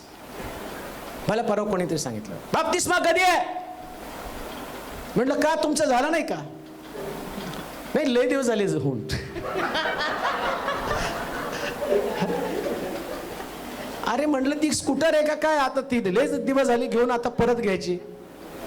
एकदा झाला ना बाप्तिस्मा, नाही खूप दिवस झाले, आता मला परत फ्रेश घेऊशी वाटायला लागला. अरे तुला वाटतं पण शास्त्रातलं शिक्षण घे ना. म्हटलं अरे हे त्याच्यासाठी नाही बाप्तिस्मा, नाही पाप खूप घडलं, मग आता मी तुला दिल्यावर महिन्याने तू परत तेच करणार आहे. तू पाप करणार, मी हौदात बुडवतो, तू पाप करून मी हौदात बुडवतो. कसलं शिक्षण? विकसित मनाचं लक्षण नाही. ही समस्या पेत्राकडे होती. येशू पाय शिष्यांची धुवायला लागल्यावर, पेत्राचे पण पाय धुवायला आल्यावर तो म्हटलं माझे पाय धुवू नका, अरे तुझे पाय धुतले तर तुला माझ्या राज्यामध्ये वाटा नाही, मग मला आंघोळ घाला ना. विकसित मन नाही. मग तो म्हटलं ज्याची आंघोळ एकदा झाली त्याला परत घालायची गरज नाही. मन विकसित झाल्यावर हा आला तो आला, याचा बाप्तिस्मा त्याचा बाप्तिस्मा, या पाळकाने नाही, ते जरा जास्त पॉवरफुल होता म्हणून त्यांच्याकडनं घेतला. त्याच्यात पावर पापात आहे रे बाबा, देणाऱ्याकडे पावर नाही, पापाची पावर आहे. ती पापाची पावर बाप्तिस्म्यानं कमी होती. शास्त्रात लिहिलेलं प्रत्येक गोष्ट बिरुया या ठिकाणच्या मंडळीचं वैशिष्ट्य, ते घरी गेले. वाचा बरं वचन. तेथील लोक हा. थेसलनिकातल्या लोकांपेक्षा हा. मोठ्या मनाचे होते. मोठ्या मनाचे होते. त्यांनी मोठ्या उत्सुकतेने थैसलनिकराच्या मंडळीत मध्ये बघितलं तर त्याच्यापेक्षा यांचं मन जास्त विकसित होतं. या चर्चचं वैशिष्ट्य जे माझं देवाचं वचन त्या युट्यूब, फेसबुक आणि वेगवेगळ्या चॅनलच्या माध्यमातून ऐकत आहे, मला तुम्हाला सांगू द्या, तुमची मंडळी, तुमचं चर्च थैसलनिकराचं चर्च आहे का बिरुया ठिकाणच्या असणाऱ्या मंडळीसारखं चर्च आहे जे घरी जाऊन देवाचं वचन पाहत आहे? हे शास्त्रात लिहिलं तसंच आहे का? कोणी पण येऊन तुम्हाला काही पण सांगितलं, तुम्ही त्याच्या मागे निघता. परवा मागच्या 3 वर्षाखाली जे आले नवीन शिक्षण घेऊन येणारे लोक, आणि त्यांनी सांगितलं की आता 24 एप्रिल काहीतरी तारीख दिली होती. सगळं पुण्यामध्ये ते लोक जमले. ते आता वलांडण्याचा सण आला आणि आता ते म्हटले येशू येणार आहे, सगळ्यांनी जमा व्हा. पाणी आता येशू येणार आणि घेऊन जाणार, त्यांनी डबे, पाण्याचे जार. आता येशू आल्यावर पाण्याचे जार कशाला, जायचंच आहे ना. पण ती पण त्यांना गॅरंटी जातो का नाही जातो, पाण्याचे जार वगैरे. मग त्यांनी विचारलं 2 दिवस 3 दिवस 4 दिवस झाले, काय झालं? नाही, जरा लांबणीवर गेले. आणि ते येडपट लोक ते पण लांबणीवर गेलं. वाचायच नाही ना बायबल, वाचायचं नाही. येशू म्हणतो मलाही येण्याची तारीख माहीत नाही. मग तुम्ही कुठनं तारखा काढता? कुठून काढता तुम्ही तारीख? अमक्या तारखेला तमक्या तारखेला. आणि मग त्यांनी पालकांनी सांगितलं या तारखेला. उघड बायबल. आंधळेपणानं देवाच्या वचनावर विश्वास ठेवू नका. एक वचन वाचा, योहान 2 योहान 1 अध्याय, एकच अध्याय 2 योहान 7 ते 10 वचन वाचा. आता त्या काळामध्ये 2021 वर्षापूर्वी योहानाच्या काळात योहानानं लिहून ठेवलेलं आहे. 2 योहान 7 ते 10 वचन. कारण फसवणूक करणारे म्हणजे देहानं येणारा येशू ख्रिस्त याला कबूल न करणारी पुष्कळ माणसे जगात उठली आहेत. आता कधी? 2021 वर्षापूर्वी. त्यावेळेस आता तर ख्रिस्त गेला. ख्रिस्त गेल्यावर काहीच वर्षातली समस्या काय निर्माण झाली? काहीच वर्षामध्ये, थोडक्याच वर्षामध्ये काय समस्या निर्माण झाली? काय होतं पहा, वाचा बरं. फसवणूक करणारे म्हणजे देहाने येणारा येशू ख्रिस्त याला कबूल न करणारी पुष्कळ किती माणसं? पुष्कळ. त्या काळात पुष्कळ 2021 वर्षापूर्वी तो पुष्कळ लोक त्या आणि तशा प्रकारचे लोक आलेत. योहान त्या ठिकाणी बोलत आहे. काय म्हणतो अजून वाचा. पुष्कळ माणसे जगात उठली आहेत. फसवणूक करणारा व ख्रिस्त विरोधक असलाच आहे. आम्ही केलेले कार्य तुम्ही निष्फळ होऊ देऊ नका. आता एवढे वर्ष तुम्ही ऐकत आला सगळं काही, एवढे वर्ष तुम्ही सगळं ऐकत आला. अचानक कोणतरी येतं काहीतरी सांगतं आणि आपली येडे गबाळे त्यांच्या मागे निघतेत बरं का. का तर मनाचा विकास नाही. ही देवाला बायको आहे, मान डोलवली. कोणीतरी म्हटलं नाही शनिवार शब्दात आता रविवारचं बंद करायचं, शनिवारी जायचं. मग हे नरकात जाणार का? शनिवारी करा, रविवारी करा, सोमवारी पण करा. असं देव म्हणाल का तुम्ही काम धंदा सोडून माझ्याकडे या? देवाला माहिती आहे 6 दिवस श्रम कर, 7वा दिवस आपला देव परमेश्वर याच्या प्रित्यर्थ पवित्रपणे पाळ. धारणा काय देवाची? आठवड्यातला 1 दिवस माझ्यासाठी राखून ठेव. कारण तो देव आहे. तो काय तुम्हाला दंड देण्यासाठी दंड द्यायचं तर मग येशू ख्रिस्ताला वधस्तंभी कशाला पाठवलं असतं? आता येशू वधस्तंभी गेला, देवाची कृपा तुम्हाला समजली. मग कुठले पण सिद्धांत तुम्हाला सांगितले, तुम्ही त्याच्यावरती विश्वास ठेवला आणि त्या विश्वासाप्रमाणे तुम्ही चालला, तुमच्या मनाचा विकास झाला नाही. शास्त्रामध्ये बघायचं बरं का काय सांगतं देवाचं वचन, काय देवाच्या वचनामध्ये लिहिलेलं आहे. बाळासारखं, लहान लेकरासारखं नाही. त्याला लेकराला तुम्ही दाखवलं ना, याला मामा म्हण, तो मामा नसतोच. फक्त आई सांगते तो मामा मामा, मग ते मामा म्हणतो मामा. मग त्या मामाने कधी त्याच्या नावावर प्रॉपर्टी केली का? तो शेजारी राहणारा व्यक्ती, तुम्ही त्याला मामा शिकवलं म्हणून तो मामा म्हणतो. पण खरा मामा कुठे? तो चिमटा काढतो. खरा मामा तो फटके देतो, हा मामा नाही देत, हा शेजारी आहे.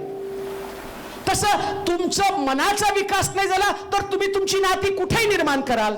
पण ज्याच्या मनाचा विकास झाला त्याचं नातं देवाच्या वचनाशी घनिष्ठ आहे. तो कुठल्याही गोष्टीवरती विश्वास ठेवत नाही, वचनाची सत्यता तपासतो, वचनावरती अभ्यास करतो, मनन करतो, चिंतन करतो. तो जगामध्ये कधी 2021 वर्ष जेव्हा हे पौलानं योहानानं लिहिलं ना, तो पुष्कळ लोक त्यावेळेस उठले होते.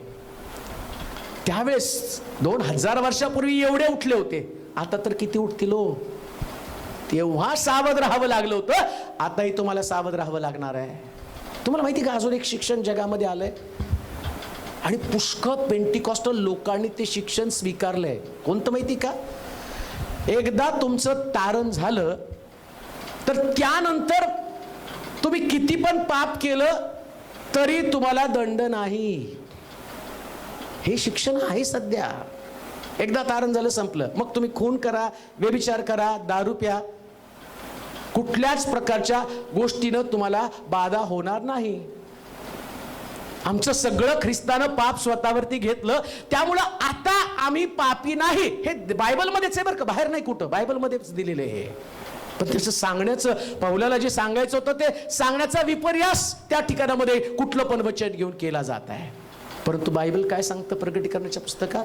मिळाल्यावर प्रत्येकाला ज्याच्या त्याच्या कर्माप्रमाणे प्रतिफळ देणार आहे. मूर्तीपूजक, जारकर्मी, व्यभिचारी, निंदक, खून करणारे यांना स्वर्गाच्या राज्याचा वाटा नाही, असं स्पष्ट बायबलमध्ये दिलेलं आहे. मग कुठल्या बेसवरती तुम्ही तारण करू शकता? आणि पुष्कळ लोक या शिक्षणामध्ये अडकून त्यांनी आपल्या जीवनाला नाशाकडे घेऊन चाललेले आहेत. म्हणून तुमच्या मनाचा विकास होऊ द्या. बायबल तपासून पहा, शास्त्र पहा, तपासून पहा. अजून एक गोष्ट वाचूया, शेवटची गोष्ट, इब्रिलोकाचं पत्र आणि त्याचा 8वा अध्याय 10 आणि 11 वचन. इब्रिलोकाचं पत्र 8वा अध्याय 10 आणि 11 वचन. मनाचा विकास. कारण परमेश्वर म्हणतो त्या दिवसानंतर, नाही, त्याच्या अगोदर योहानाचं पत्र आणि त्याचं दुसरं पत्र 7-10, कारण त्याच्यामध्ये असं 10 वचनामध्ये पुढे काय लिहिले वाचूया, 7 ते 10 पर्यंत वचन वाचा. दुष्कर्माचा भागीदार आहे, ते समजून घेणं गरजेचं आहे. कारण फसवणूक करणारी म्हणजे देहाने येणारा येशू ख्रिस्त, देहानं येणारा येशू ख्रिस्त याला कबूल न करणारी पुष्कळ माणसे जगात उठली आहेत. फसवणूक करणारा व ख्रिस्त विरोधक असलाच आहे. आम्ही केलेले कार्य तुम्ही निष्फळ होऊ देऊ नका, तर त्याचे पूर्ण प्रतिफळ तुम्हास मिळावे म्हणून खबरदारी घ्या. ख्रिस्ताच्या शिक्षणाला चिटकून न राहता जो पुढे पुढे जातो त्याला देव प्राप्त झाला नाही. जो शिक्षणाला धरून राहतो त्याला पिता व पुत्र या दोघांची प्राप्ती झाली आहे. हे शिक्षण न देणारा कोणी तुम्हाकडे आला तर त्याला घरात घेऊ नका व त्याचे क्षेम कुचल विचारू नका.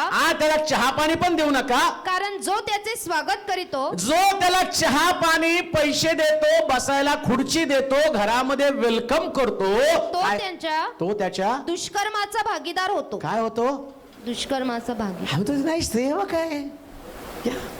या बसा, सांगा काय सांगता ते. अहो, एदेन बागेत फळ देऊन बाहेर काढलेली प्रवृत्ती तुम्हाला वाटतं का?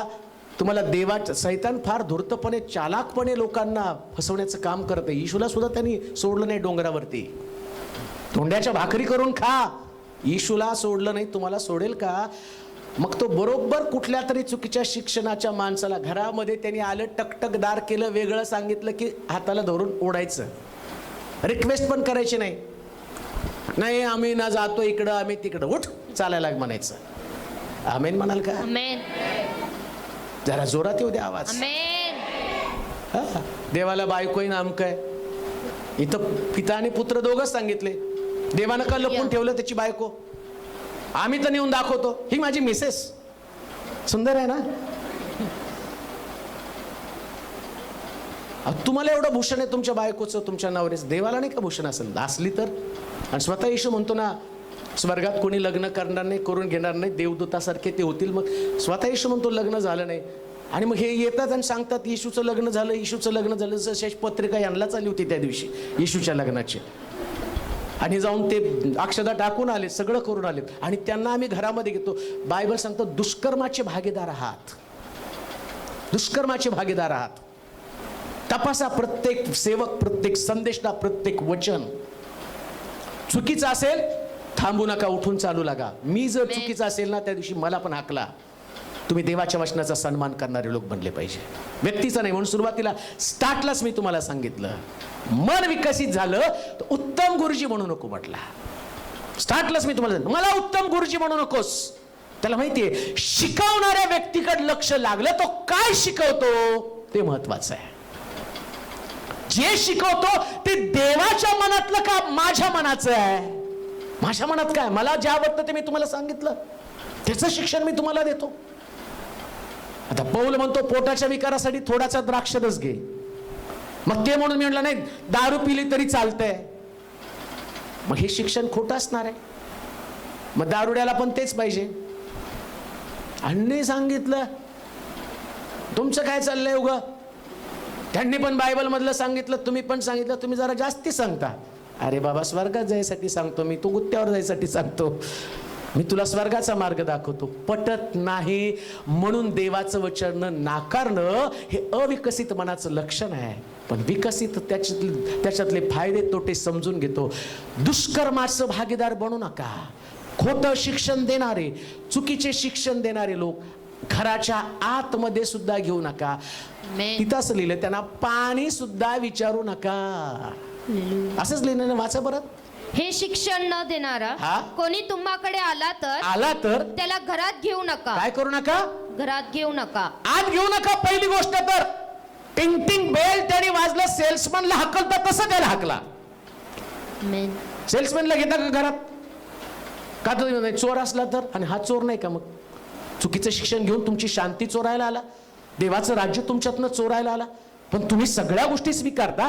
हे शिक्षण तुमच्यामध्ये येता कामा नये. मनाचा विकास होऊ द्या. मॅच्युअर्ड बना, मॅच्युअर्ड बना. तुम्ही म्हटलं कोणी माझ्या सेवकाला प्यालाभर पाणी दिलं तर आपल्या प्रतिफळास मुकणार नाही. मग आमची संस्कृती कोणी पण पाण्याचा ग्लास तर देऊ. पण हे वचन कुठं आहे? हे वचन नाही माहिती तुम्हाला. तुम्ही पाण्याचा ग्लास दिला तर दुष्कर्माचा भागीदार आहात.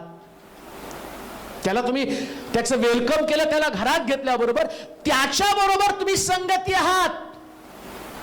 अमेरिकेमध्ये एक एजन्सी आहे. ते एजन्सी काय करते माहिती का? गुन्हेगार पकडण्याचा मार्ग. ते काय करतात, फेसबुक, व्हॉट्सअपवर समजा मी कोणातरी गुन्हेगारावर, आता मला माहित तो गुन्हेगार आहे, पण मी त्याच्याशी चॅटिंग केलं, तर त्या गुन्हेगाराला पकडण्यासाठी आता मी इथं इंडियामध्ये बसलो, पण मी तिथं त्या चॅटिंग केलं, तर ते अमेरिकेचे लोक मलाच उचलून नेणार. कारण तो गुन्हेगाराबरोबर तू चॅटिंग केलं म्हणजे तू पण गुन्हेगार आहे. इकडं बायबलमध्ये ते एवढी त्यांची संस्था, एवढी भारी त्यांची गुप्तहेर खातं काय एवढं अग्रेसिव्ह आहे, एवढं सहजपणे शोध का बायबलमधनं त्यानं काढलं. दुष्कर्माचा भागीदार याला बरोबर त्याच्याविषयी काहीतरी माहिती आहे, आणि हा मला समजावून सांगणार. तो जरी हारेला, याला पकडलं की याच्याकडनं सगळी बातमी मिळणार आहे. तसं शास्त्र काय सांगतं माहिती का? या दुष्कर्माचे भागीदार तुम्ही बनू नका. कोणाला? त्यांना क्षेम कुशल आतमध्ये घ्यायचंच नाही. त्याने आलं ना, हो तुम्ही कोणता दिवस पाळता? शनिवार करायवर, तिथून सुरुवात होती. मग आता शास्त्रात आहे शनिवारच आहे, शनिवार शब्दात आहे बरं का. आणि तुम्हाला ते मी सांगितलेलं आहे का पाळायचा का नाही पाळायचा, त्याच्यात आता जायचं नाही. पण तिकडच त्यांनी सांगितलं, अरे खरंच की रविवारी नाही शनिवारच आहे. पाळखाना चुकीचं सांगितलं. मला काय तिकडून पैसे आले का अमेरिकेवरून? तुम्ही रविवार सांगा, मग तुम्हाला 2-4 करोड देतो, आणि मग तुम्ही लोकांना रविवारचं शिक्षण द्या. अहो आम्हाला पण सांगितलं कोणीतरी, आणि त्यांचं पण हेतू होता तुम्ही स्वर्गामध्ये जावं. त्याच्यासाठी काही पॉलिसी नव्हती. त्यानं सांगितलं तुम्हाला, तुम्ही ते करत आहात. देवाला पण तुमची परिस्थिती माहिती आहे. देवानं मग गव्हर्नमेंट बदललं असतं, सगळ्याला शनिवारी सुट्टी केली असती. तो देव आहे, त्याला काय कठीण आहे? सगळं करू शकला असता तो. पण असलं शिक्षण कुठंतरी छोटंसं, जसं हवेला जायचं तरी एकच छोटं, ह्या झाडाचं फळ खाऊ नको म्हणून देवानं सांगितलं का? मधल्या झाडाचं जे खाऊ नको तेच दाखवलं नाही का? मग ती जास्तीचं बोलली काय? हात पण लावू नको.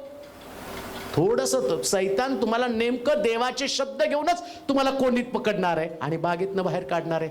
मग चुकीचं जे तुमच्या वाडवडिलांपासून तुम्हाला सांगितलं, रविवार रविवार रविवार, अचानक शनिवार आल्यावर लगेच आमच्यातले बिचारे भोळे लोक, चला हो रविवारचा बाप्तिस्मा खोडून टाका आणि शनिवारचा घाला. मग शनिवारचा एक बाप्तिस्मा आणि रविवारचा एक बाप्तिस्मा, आता सोमवार मंगळवारला ते पण करून मोकळे व्हा. का तर मनाचा विकासच झाला नाही.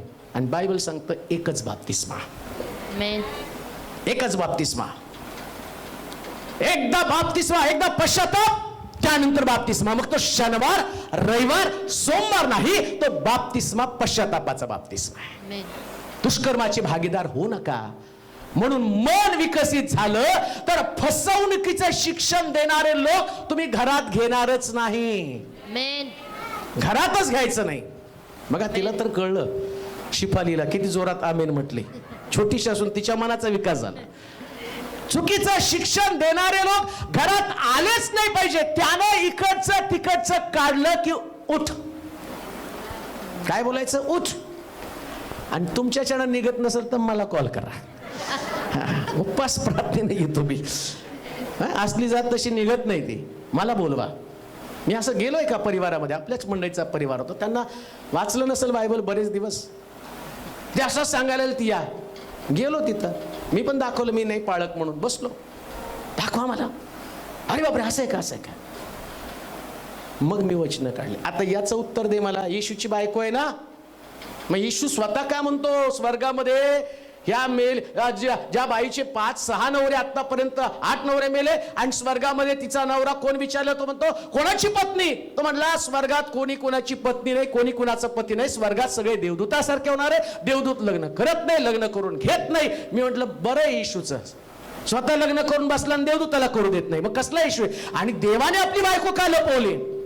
मग ते बघितलं त्याने. तू पास्टर आहे का, मी पास्टरच आहे म्हटलं. आणि आता पळायचं नाही, मी ह्याला दाराला कडी घाला, पळू देऊ नका. आता याला सगळ्या वचनाची उत्तरं मला द्यायला लागली. घाबरून पळायला लागला होता, कारण मी वचनाचा मारा तिथं केला आहे. प्रू कर, हे आमच्या स्वर्गातील बापा, तुझं नाम पवित्र मानलं जाओ. तुम्ही मातेविषयी सांगता, येशू पित्याविषयी सांगतो. माझ्याद्वारे लचून कोणी पित्याकडे जाऊ शकत नाही. मग तुम्ही मातेचा आधार का घेता. तो म्हणतो एकच पिता, तो एकच देव स्वर्गामध्ये. मग कुठली देवी आणली तुम्ही. बायबलच्या विरोधामध्ये खोटं शिक्षण उठून चालू लाग. माझ्या मंडळीच्या एका घरात जरी तू दिसला तर याद राख, कारण असलं शिक्षण देणाऱ्याला घरामध्ये घेऊन ये. ते वचन काढून दाखवलं, वाच हे वचन, उठून चालू लाग, परत त्या घरामध्ये यायचं नाही. आणि त्यांना सांगितलं या व्यक्तीला जर तुम्ही घरात घेताना दिसलं तर तुमच्यासाठी घर बंद करून ठेईल. का, कारण दुष्कर्म्याचा भागीदार बनू नको म्हणून सांगितलं. असे दुष्कर्मी लोक माझ्या मंडळीत पण नको आहेत. स्पष्ट. मला हे मंडळी भरायची का, मला देवाचं वचन गाजवायचं आहे. म्हणून ऐकणारे पाळक लोकांना पण मी सांगतो, दोन्ही थडीवर हात ठेवून असणारे लोक बाहेर काढा. तुमची मंडळी देवाच्या वचनात टिकू द्या. देव नवीन लोकांना तुम्हाला देईल, पण 100% सत्य जाणून घेणारे लोक तुमच्याकडे असले पाहिजे.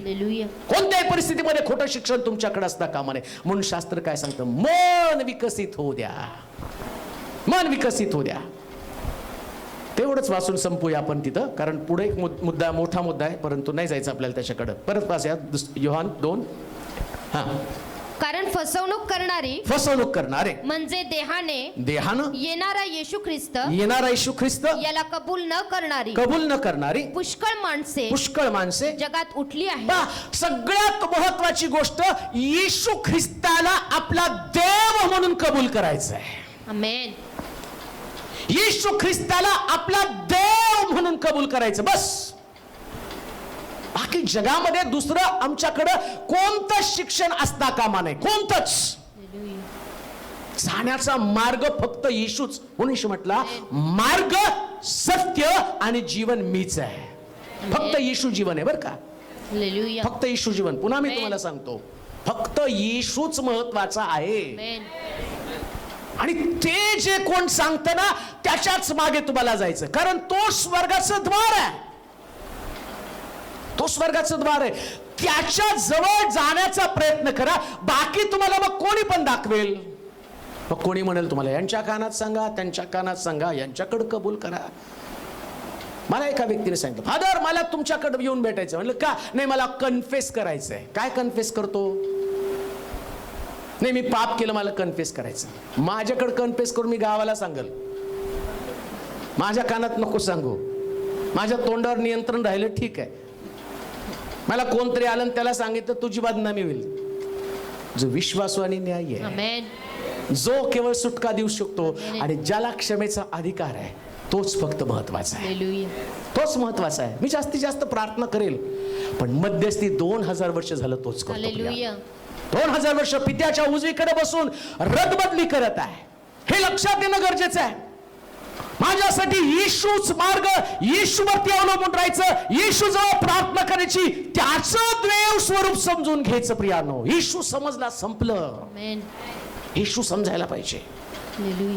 आणि एक गोष्ट ध्यानात ठेवा, ज्याला येशू समजला ना, तो येशू शिवाय दुसऱ्या कोणत्याच गोष्टीवर प्रेम करू शकत नाही. आमेन. कोणावरच नाही, व्यक्तीवरती नाही, स्थानावरती नाही, ठिकाणावरती नाही, गावावरती नाही, जागेवरती नाही, कुठल्याच ठिकाणावरती प्रेम करत नाही. त्याचं प्रेम फक्त येशूवरती असतं. येशू समजू द्या. मनाचा विकास झाला, मग तुम्हाला येशूचं स्वरूप समजतं. आणि जर तुम्हाला येशूचं स्वरूप समजलं नाही, लक्षात घ्या काय लिहिले, वाचा बरं. फसवणूक करणारी हा? म्हणजे देहाने येणारा येशू ख्रिस्त हा. याला कबूल न करणारी पुष्कळ माणसे हा. जगात उठली आहेत. फसवणूक करणारा व ख्रिस्त विरोधक असलाच आहे. कसला आहे तो? येशू ख्रिस्ताला देव माणूस देत नाही प्रियानो. आणि तुम्ही जर वचन बघितली ना, तर बऱ्याच ठिकाणामध्ये असं म्हटलं की येशू म्हणतो मनुष्याचा पुत्र हरवलेले शोधण्यासाठी आलेला आहे. मग जगातल्या लोकांनी ते सिद्धांत काढले. काय? तो माणूस होता, मनुष्य होता, तो काही देव नव्हता. स्वतः येशूने सांगितलेलं आहे मनुष्याचा पुत्र.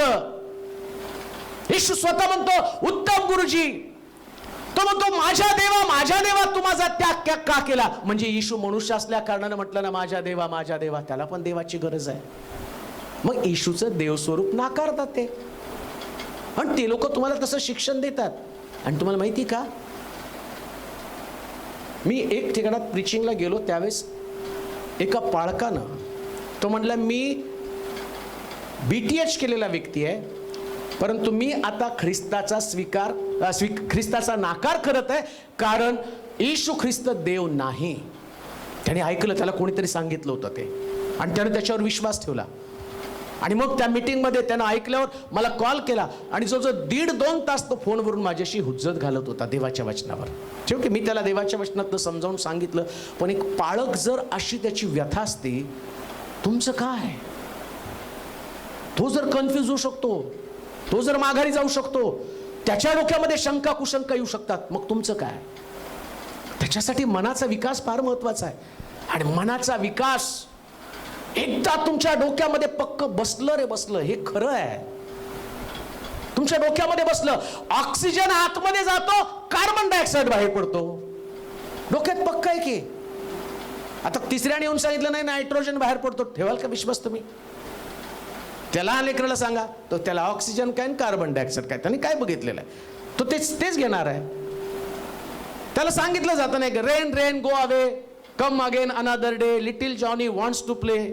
शेवटी इकडे इंडियातले अहो हे आपल्याकडे नाही, आपल्याकडे पावसाची गरज आहे, इथे येरे पावसा म्हणा. प्रॉब्लेम काय माहिती का, लहान लेकराला तुम्ही जे शिकवाल ते बोलणार आहे. विकसित मन तसं नाही. विकसित मन विचार करतं, त्याला काय आवश्यक आहे जाणून घेतं. तसं या विकसित मनासंबंधानं आत्मिक जीवनामधलं स्थैर्य काय, की तो व्यक्ती येशू ख्रिस्ताला समजावून घेऊन मग जगातल्या कोणत्याही व्यक्तीनं येऊन त्याला काही सांगितलं तर त्याचं देव स्वरूप कधीच नाकारत नाही, कधीच नाही. 100% तो देव आहे. 100% सिद्ध करून दाखवलं त्यानं. देव मरत नाही. देवाची व्याख्या काय? 3 शब्दामध्ये गॉड. ज्याच्या संबंधानं या देवा संबंधानं बोललं काय त्याचं, आणि भाषांतर गॉड म्हणजे जनरेटर, ओ म्हणजे ऑपरेटर, डी म्हणजे डिस्ट्रॉयल. तो त्याला देव म्हटले. जो निर्माण करतो, जनरेट करतो, त्याला देव म्हटलेला आहे. निर्माण करतो, आणि त्याने दाखवून दिलं. लाजरस कबरेमध्ये होता, त्याचे अवयव नष्ट झाले, येशूने पुन्हा निर्माण केले आणि दाखवून दिलं, I am the generator, hallelujah. मीच निर्माता आहे. त्याची बहीण म्हणते त्याच्या शरीरातनं वास येत असेल, त्याचं प्रेत सडलेलं आहे, त्याला तो म्हणला मी त्याला बोलवेल, मला घेऊन चल कबरेकडे, दाखवायचं त्याला मी देव आहे, आमेन. मी देव आहे. आणि तो गेला. लाजरसला ये म्हटल्याबरोबर बायबल सांगतं सगळे अवयव त्याच्याकडे परत आले, हालेलुया. कारण तो खरोखर जनरेटर आहे, आमेन. तो ऑपरेटर, तो चालवणारा देव आहे, सिद्ध करून दाखवलं. आमेन. रानामध्ये इस्रायल लोकांना भाकरीचा शोष लागला, त्या देवाने त्यांच्यासाठी लावे पक्षी पाठवले, त्यांच्यासाठी हालेलुया. त्या रानामध्ये मानना म्हणजे आम्ही पाहतो दव पडल्यावरती आणि ते मणक्यासारखं मोत्यासारखं छान ते आणि गोल गुळगुळीत जे गोळे असायचे ते जमा करायचे आणि मग त्याच्यापासून भाकरी भाजायचे. येशू ख्रिस्ताने डोंगरावर तेच दाखवलं नाही का? 5 भाकरी 2 मासे घेऊन हजारो लोकांना तृप्त करून दाखवलं, मीच पालन पोषण करणारा देव आहे, मी देऊ शकतो, त्यानं सिद्ध करून दाखवलं. हे सिद्ध करण्याची ताकद त्याच्यामध्ये होती प्रियांनो, हालेलुया. तो देव आहे.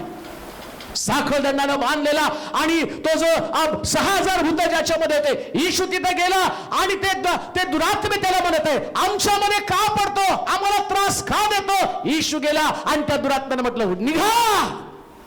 सैतानाचं राज्य त्याने डिस्ट्रॉय केलं आणि दाखवून दिलं मी देव आहे.